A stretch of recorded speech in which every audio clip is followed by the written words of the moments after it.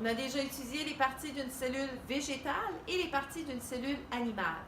Ces deux cellules-là ont un noyau, ce sont des cellules eucaryotes.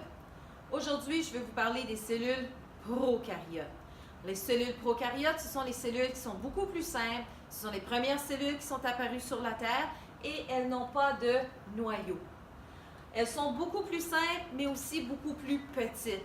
Parce que, étant donné que leur grosseur n'est pas aussi grande, elles n'ont pas besoin d'être aussi organisées à l'intérieur. Elles ont seulement l'essentiel de ce qui est nécessaire. Alors, la grosseur d'une cellule prokaryote se compare avec la grosseur d'une mitochondrie ou d'un chloroplaste, parce qu'avant d'être une mitochondrie ou un chloroplaste, la mitochondrie était une cellule indépendante, une bactérie qui faisait la respiration cellulaire. Même chose pour le chloroplaste qui, lui, faisait la photosynthèse. Donc, ce sont des cellules qui, avant d'être des organites, c'était des êtres vivants, c'était des cellules prokaryotes. Alors, les cellules prokaryotes, elles ont seulement l'essentiel, ce que ça leur prend pour faire les activités qui sont attendues chez les êtres vivants, comme par exemple se reproduire. Elles le font par elles-mêmes, donc une cellule fait toutes les tâches. Évoluer, s'il y a des changements dans la cellule, alors il va y avoir des nouveautés dans la cellule. Se déplacer, on va voir les organites qui sont capables de faire ça. Utiliser de l'énergie, aller chercher de la nourriture, digérer, éliminer les déchets. Alors toutes ces choses-là sont faites dans la cellule comme telle. Elle possède les parties qui sont nécessaires pour faire les protéines parce qu'une cellule, c'est une usine à protéines. C'est le rôle le plus important d'une cellule, c'est de fabriquer des protéines. Alors, elles ont ce qui est nécessaire pour le faire.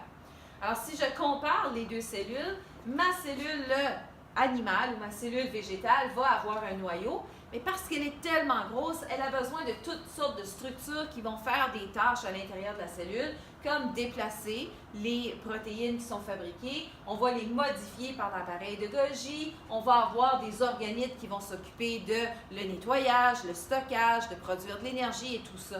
Mais ma cellule prokaryote, elle est tellement simple qu'elle n'a pas besoin de toutes ces structures-là à l'intérieur.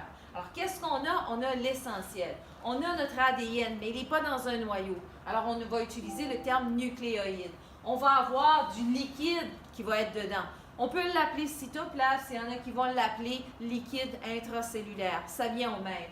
On a une enveloppe pour retenir tout ça, la membrane plasmique faite avec des phospholipides de la même façon. Si c'est une cellule qui fait la photosynthèse, elle va pouvoir faire du sucre qu'elle va pouvoir transformer en cellulose et elle va pouvoir se faire une paroi cellulaire. Si elle ne fait pas de photosynthèse, pas de paroi cellulaire.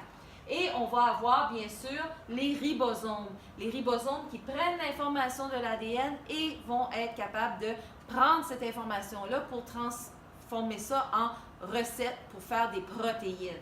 Et finalement, pour le mouvement, on a les cils et les flagelles qu'on va appeler plutôt des pili et les flagelles aussi. Alors, obligatoire pour le mouvement chez les cellules qui vont être plus simples, les prokaryotes. Alors, qu'est-ce qu'on retrouve dans une cellule prokaryote? La simplicité même. La membrane plasmique pour garder le contenu.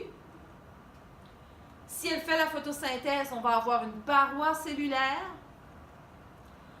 On va avoir du liquide dans la cellule qu'on peut appeler cytoplasme ou qu'on peut appeler liquide intracellulaire.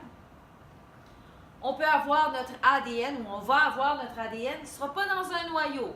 Petite différence aussi qu'on avait vu avec les cellules eucaryotes, des chromosomes, plusieurs morceaux.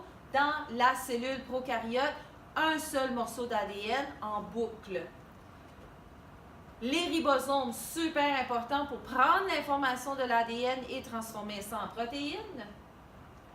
Et finalement, les cils et les flagelles qui vont servir au déplacement, qui vont permettre à la cellule de se changer d'endroit ou de se protéger ou de s'éloigner d'un endroit dangereux ou surtout d'attraper sa nourriture. Alors, simplement l'essentiel.